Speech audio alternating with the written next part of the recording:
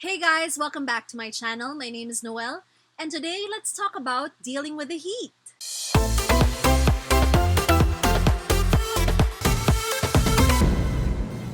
So it is March, and traditionally in the Philippines, March is the start of the summer season.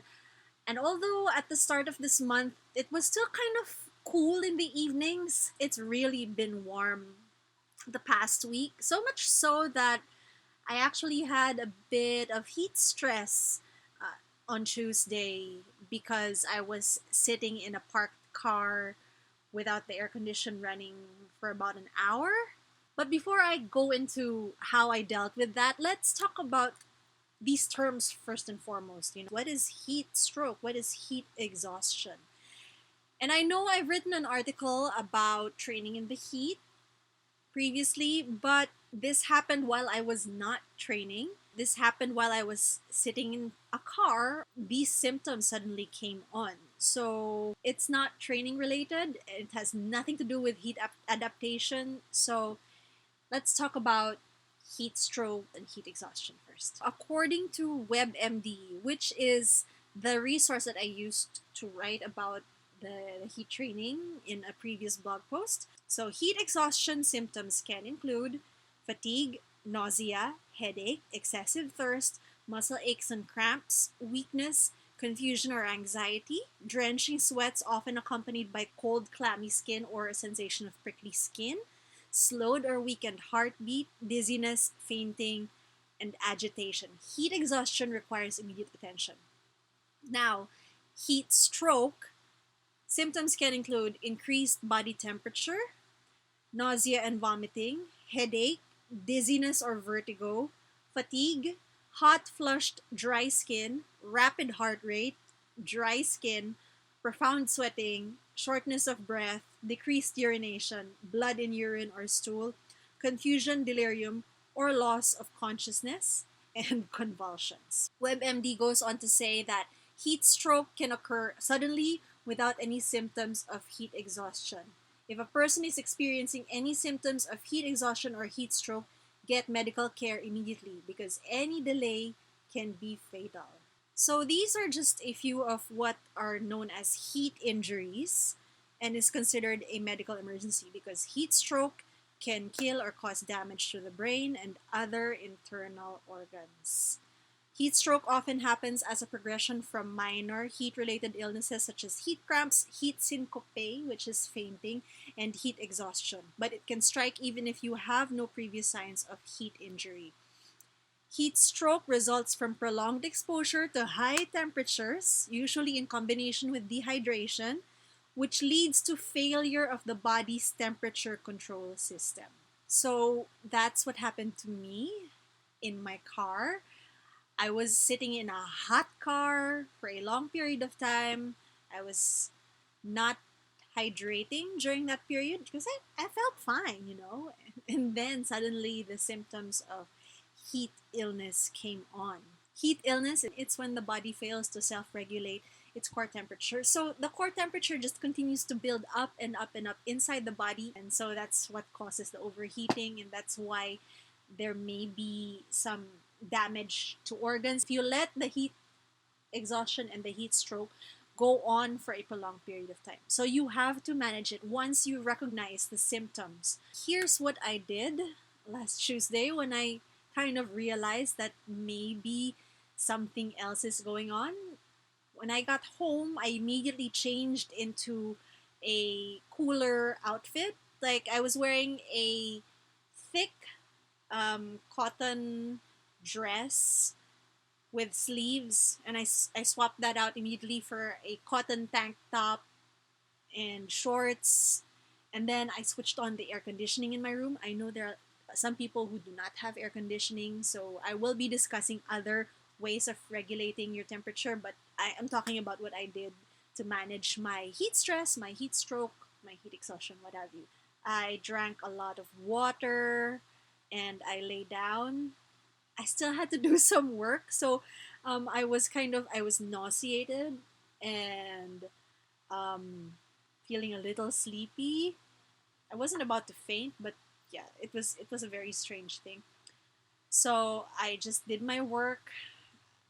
I was considering whether or not to plunge myself into the shower, but I started feeling better as my room temperature cooled down. After I finished the work that I was doing, I fell asleep and woke up and I felt better. I took a paracetamol to manage the headache that I was feeling as well. It was not a pleasant experience, but I'm glad I got through it okay. I also had my parents who are both doctors here in the house, so they were also monitoring. I'm sure if I had continued to worsen, they would have brought me to the hospital. But in any case, here's what you should do to manage heat stroke. First and foremost, you need cold compresses and cool baths. So don't do what I did, which was I just tried to manage it because I need to get something done for work. I should have managed my heat stroke first. I should have taken a shower. According to WebMD, the first aid for heat illness is to move the person to an air conditioned environment or at least a cool, shady area and remove unnecessary clothing. If possible, take the person's core body temperature and initiate first aid to cool it to WebMD uses Fahrenheit 101 to 102 degrees Fahrenheit. If no thermometers are available, don't hesitate to initiate first aid. So, yeah, the cooling strategies are to fan air over the patient while wetting their skin with water from a sponge or garden hose. Apply ice packs to the armpit, groin, neck, and back because these areas are rich with blood vessels close to the skin. So when you cool them, they'll reduce body temperature. It's the same principle when during a race in hot weather, you put sponges down the front of your shirt, down the back of your shirt, here in the armpits, and everywhere, down ice cubes down your shorts, that sort of thing. Same principle, just trying to cool the core body temperature down. You can also immerse the patient in a shower or tub of cool water. Some caveats: don't use ice for older patients, young children, patients with chronic illness, or anyone whose heat stroke occurred without vigorous exercise. Doing so can be dangerous. So basically, the safest thing to do is take them to a cooler location, use wet cloths, and then fan those wet cloths with air so you can really cool things down. Yeah, I was doing the right thing. I could have done a lot more for myself and I could have shortened the agony of that heat stroke. Afterwards, after you have dealt with a heat stroke, you still actually need to take care of yourself because anybody who's had heat stroke can be more prone to suffering heat stroke again. And so that's something that I had to watch out for myself as well throughout this week because Tuesday wasn't even the hottest day in this week at all. And I also felt kind of off the next few days whenever I had to walk in the sunshine. If I was sitting in my room and I didn't have the fan on, I started feeling the symptoms of heat stroke again. So, yeah, you do need to take care of yourself even after you've managed the symptoms of heat stroke. And so, for me, that also meant avoiding walking around. I like being on my 2 feet. Like, whenever I go on Fridays to my physical therapy appointment, I try to park in a nearby parking building and I just walk the 2 blocks to my appointment because it's a good exercise and also wherever I park is also a good place to get other things. Like I run errands even after the PT session. So this week I parked right in the building where I get my PT done and I had to run an errand elsewhere in the same location. Normally, I would walk to run that errand. Today, I drove and parked right where I needed to run that errand. And it was just because I didn't want to trigger the heat stroke once again. So, yeah, as much as possible, please try to avoid staying in locations at really warm temperatures. Try to wear breathable clothing. I think one of the reasons also I had problems on Tuesday is because I was wearing such thick clothing. All I want to say is, this time of year, please take care of yourself. Please stay cool, stay in the shade if you can, hydrate.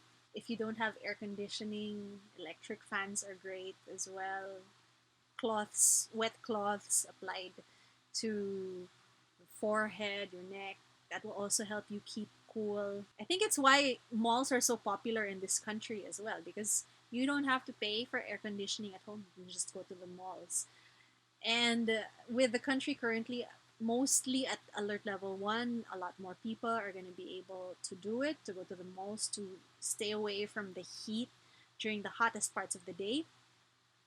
I have to remind you guys that we're still, the threat of COVID-19 is still out there. So if you do choose to go to the mall to cool off, please wear your mask. Yeah, and stay safe still. Pretty short video today. I hope this was informative, and I hope you never have to use this advice to deal with the symptoms of heat stroke. I hope you can steer clear of ever suffering heat stroke in the first place. If you like this video, if you found it informative, entertaining, etc., please give me a thumbs up. If you haven't yet, please subscribe to my channel, and I'll see you again next time.